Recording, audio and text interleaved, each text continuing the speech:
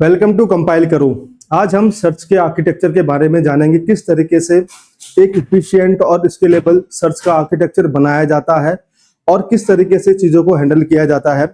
तो सबसे पहले अपन बहुत बेसिक से स्टार्ट करेंगे। तो बेसिकली अगर मैं सर्च की बात करूं, अगर आपको कोई भी कंटेंट या कोई भी टेक्स्ट या कोई भी फाइल अगर सर्च करनी होती है, आपके पास एक सर्विस होती है, ठीक है, सर्च सर्विस इसको बोलते हैं। और इस वाली सर्विस के अंदर अपन डेटा मल्टीपल सर्विसेज से पुश करते हैं, ठीक है। फॉर एग्जांपल आपके पास में 3 सर्विस है, एक्स वाई और जेड, तो तीनों सर्विस से आप सर्च में डेटा पुश करेंगे। कुछ इस तरीके से एक सर्च का दिखता है आपको और ऊपर से जब आप चीजों को देखते हैं तो, ठीक है। तो किसी भी चीज को सर्च करने के लिए सबसे पहले क्या चाहिए होता है, अपने पास में कंटेंट चाहिए होता है, ठीक है। अब इस कंटेंट को शेप कैसे दिया जाता है जिससे ये चीजें सर्चेबल हो बेसिकली, ठीक है।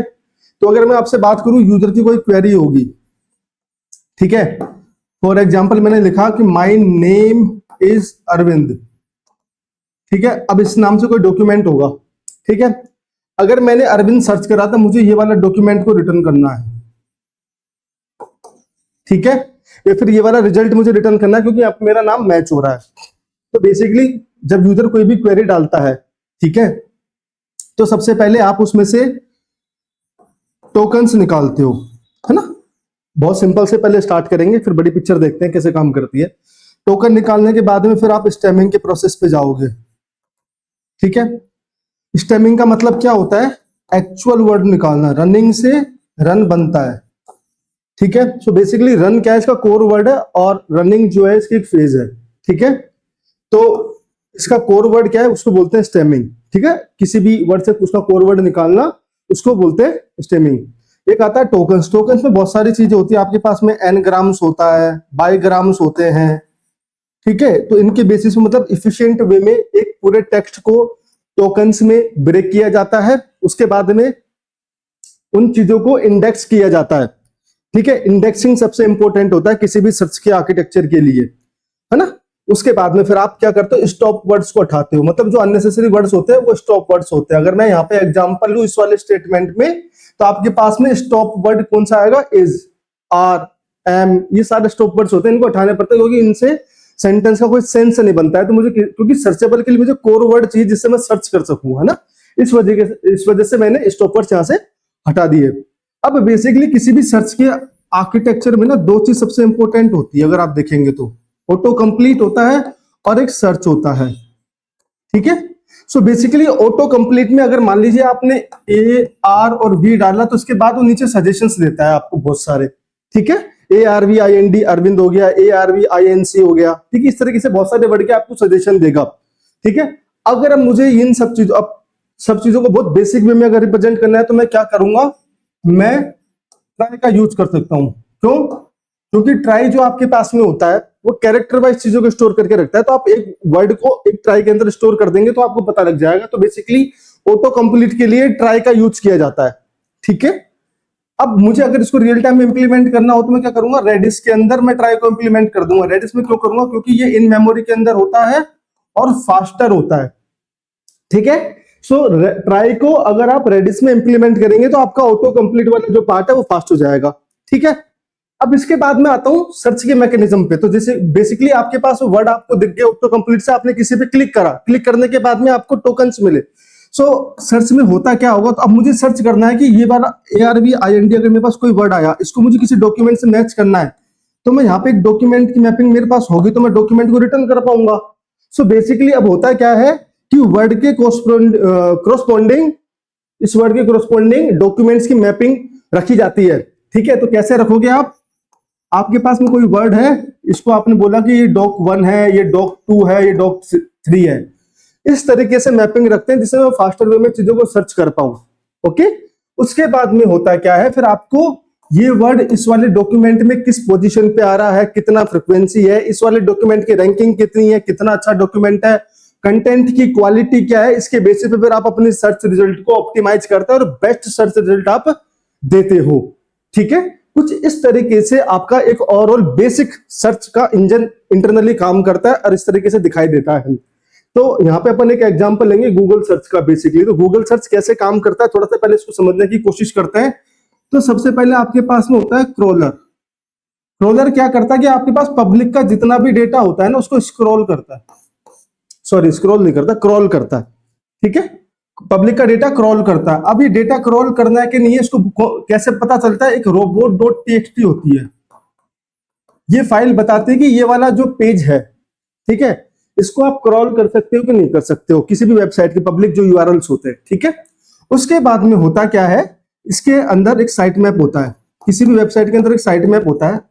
साइट मैप क्या दिशा, एक एक्सएमएल के फॉर्मेट में आप साइट मैप बनाते हो, जिससे जनरली आप एसईओ के बारे में जब मैं आपको बताऊंगा तो इसको भी अपन कवर करेंगे कि साइट मैप किस तरह से आपकी वेबसाइट को टॉप रैंकिंग में आने पे हेल्प करता है। तो बेसिकली किस तरह के वर्ड और किस तरह के लैंग्वेज आप यूज करते हैं वो मैटर करता है आपके एसईओ के अंदर। तो सर्च इंजन ऑप्टिमाइजेशन की एक टेक्निक होती है, ठीक है।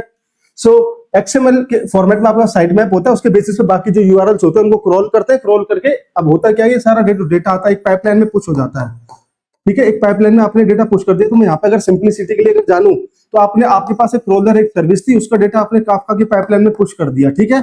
अब मेरे पास में यहाँ पे एक प्रोसेसिंग सर्विस है। अब ये प्रोसेसिंग सर्विस क्या करेगी, डेटा का क्लीन अप करेगी, मेन कंटेंट निकालेगी, इसको ऑब्जेक्टिव समझेगी, ठीक है ना।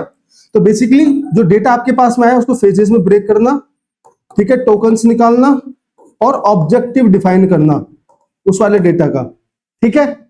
उसके बाद में ये वाला डेटा जो जाएगा आपके जाएगा इंडेक्सर में, ठीक है। अब इंडेक्सर का मतलब क्या होता है, बेसिकली इंडेक्सर में एक टेक्निक यूज होती है, उसको बोलते हैं इन्वर्टेड इंडेक्स। सो मैंने भी आपको थोड़ी देर पहले बताया कि अगर मान लीजिए कि मुझे किसी डॉक्यूमेंट को सर्च करना है तो जनरली उसके मैं मैपिंग रखूंगा हैश मैप के अंदर, है ना। मैंने आपको बोला कि ये वाला जो वर्ड है डॉक 1 में और डॉक 2 में एग्जिस्ट करता है, ठीक है। तो इस वाली मैपिंग को जो बोलते हैं उसको बोलते हैं इन्वर्टेड इंडेक्स, ठीक है। ये वाला जो मैकेनिज्म होता है ना, एक वर्ड के करस्पॉन्डिंग जितने भी डॉक्यूमेंट्स की आप मैपिंग जो रखोगे डॉक्यूमेंट आईडी की, ठीक है, एक वर्ड आईडी के करस्पॉन्डिंग, उसको बोलते हैं अपन इंडेक्सर। इस इंडेक्सर में एक चीज होती है, उसको बोलते हैं लेक्सिकॉन। बेसिकली लेक्सिकॉन क्या होता है, एक वोकैब होती है जो कि किसी वर्ड का मीनिंग और उसका वर्ड स्टोर करके रखती है। तो बेसिकली लेक्सिकॉन के थ्रू अपन उसका वर्ड आईडी फाइंड आउट करते हैं। वर्ड आईडी फाइंड आउट करने के बाद अपन उसके पास इन्वर्टेड इंडेक्स की मैपिंग में जाते हैं और वहां से जो रिलेटिव डॉक्यूमेंट्स होते हैं उनको अपन फेच करके लाते हैं, उनकी रैंकिंग करते हैं और टॉप के रिजल्ट को अपन रिटर्न कर देते हैं, ठीक है। इसके बाद में फिर आपके पास इंडेक्सर हो गया। इंडेक्सर के बाद में डेटा जो राइट होता है वो डिस्क पर राइट हो जाता है, ठीक है। ये डेटा राइटर वाला प्रोसेस है जो कि डिस्क पे डेटा राइट कर दे। कुछ इस तरीके से आपका गूगल सर्च काम करता है। सबसे पहले आप डेटा क्रॉल करते हो, क्रॉल करने के लिए robot.txt को रीड करा जाता है कि क्रॉलेबल है या नहीं है। उसके बाद में साइट मैप के थ्रू और कितने यूआरएल से जो मुझे क्रॉल करने वो सब चीजें होंगी। उसके बाद में फिर आप क्या करते हो, डेटा को प्रोसेसिंग में डालोगे तो डेटा का क्लीन अप होगा, फेजेस में ब्रेक करोगे, टोकन में करोगे, ऑब्जेक्टिव निकालोगे। उसके बाद में आप इंडेक्सर में डेटा डालोगे जो कि इन्वर्टेड इंडेक्स में डेटा इंडेक्स कर गया। इंडेक्स करने के बाद आपने उसको डेटा को राइट कर दिया, ठीक है। बेसिकली डिस्प्ले राइट हो गया डेटा। इस तरीके से गूगल सर्च काम करता है, ठीक है। जब आपके पास कोई भी रीड की जब रिक्वेस्ट आती है, इसको हटा रहा हूं अभी के लिए मैं, तो जब आपके पास कोई भी रीड की जब रिक्वेस्ट आती है, ठीक है, तो सबसे पहले लेक्सिकॉन पे आप जाते हो। तो सबसे इसके पहले एक प्रोसेस होता है प्री प्रोसेसिंग, जिसको बोलते हैं अपन। प्री प्रोसेसिंग में वही काम होता है जो कि अपन ने जब क्रॉल करते समय डेटा का प्रोसेसिंग करा था। पहले टोकन्स में ब्रेक करेंगे, एनग्राम्स में ब्रेक करेंगे, बाईग्राम्स में ब्रेक करेंगे, क्या बोलते हैं स्टेमिंग करेंगे, है ना। स्टेमिंग करने के बाद कोर वर्ड्स निकालेंगे, कोर वर्ड निकालने के बाद में लेक्सिकॉन में जाएंगे, लेक्सिकॉन के बाद में फिर वो आगे जाके डेटा को सर्च करता है आपके इन्वर्टेड इंडेक्स में, ठीक है। इन्वर्टेड इंडेक्स में डेटा आपका सर्च होगा। जब इन्वर्टेड इंडेक्स में जब आप डेटा सर्च करते हो उसके बाद में फिर उस डेटा की रैंकिंग निकाली जाती है। रैंकिंग के बेसिस पे आप टॉप के रिजल्ट निकालते हो और फिर आप उसको फाइनली रिटर्न कर देते हो, ठीक है। इस तरीके से आपका ओवरऑल जो होता है वो सर्च का इकोसिस्टम काम करता है ना। इसको हटा के अब आपको रियल वर्ल्ड में अगर आपको सर्च बनाना है तो बहुत सिंपल सी पाइपलाइन होती है सर्च के लिए। उसको कैसे बनाते हैं वो देख लेते हैं, ठीक है। अगर मैं यहाँ पे बात करूं तो आपके पास में मान लीजिए कि बहुत सारी सर्विसेज है। तो अभी मैं एक एग्जांपल ले रहा हूँ, ई कॉमर्स का कैटलॉग की एक सर्विस है और एक आपके पास प्राइसिंग की एक सर्विस है, ठीक है। तो बेसिकली आपने इन दोनों से जो डेटा था वो आपने काफका में पुश करा, ठीक है। काफका में पुश करने के बाद आपने उस डेटा को कंज्यूम करा। कंज्यूम करने के बाद में आपने किसी भी रीड हैवी आर्किटेक्चर में डाल दे। तो यहाँ पे मैं इलास्टिक सर्च का एग्जांपल ले रहा हूँ या फिर आप सोलर का भी यूज कर सकते हैं, ठीक है। क्योंकि elastic search behind the scene जो इन्वर्टेड इंडेक्स को यूज करता है और रीड हैवी आर्किटेक्चर होता है, इस वजह से हमने इलास्टिक सर्च में डेटा पुश कर दिया।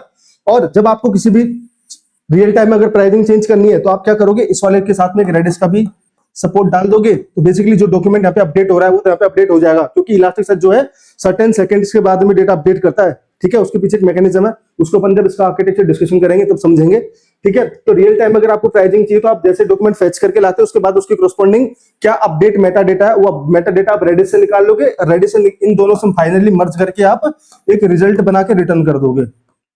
इसके अंदर भी वही वाला सिनेरियो होता है कि आपको प्री प्रोसेसिंग करनी है, आपको रैंकिंग करनी है, टॉप के रिजल्ट निकालने, फिर आपको रिटर्न करना है। ठीक है। तो किसी भी सर्विस का जब आप सर्च बनाते हो तो आपको रेस्पेक्टिव सर्विस से डेटा काफका में पुश करना होता है। ठीक है। उसके बाद आप वो वाला डेटा इलास्टिक सर्च में डालते हो। अगर आपके पास डेटा क्लीन अप है तो आप डायरेक्टली डाल दोगे, नहीं तो फिर आपको क्या करना पड़ेगा, प्रोसेसिंग करनी पड़ेगी। प्रोसेसिंग में क्या करोगे, आप एक ऑब्जेक्ट बनाओगे, उस ऑब्जेक्ट के अंदर जिस भी तरह का डेटा आपको डालना है वो सारा डेटा आप इसके अंदर डाल दोगे और उसके बाद में आप इलास्टिक सर्च से डेटा अपडेट कर लोगे, रेडिस में अपडेटेड मेटा डेटा सेट कर दोगे और जैसे रिजल्ट मेरे पास क्वेरी आएगी उसके बाद मैं डेटा को रीड करूंगा और आपको रिटर्न कर दूंगा। तो इस तरीके से स्टैंडर्ड सर्च का आर्किटेक्चर काम करता है। इसी तरह के इंटरेस्टिंग आर्किटेक्चर को जानने के लिए जुड़े रहिए हमारे साथ में और इस वाले चैनल को ज्यादा से ज्यादा लाइक, सब्सक्राइब और शेयर करिए। Thank you.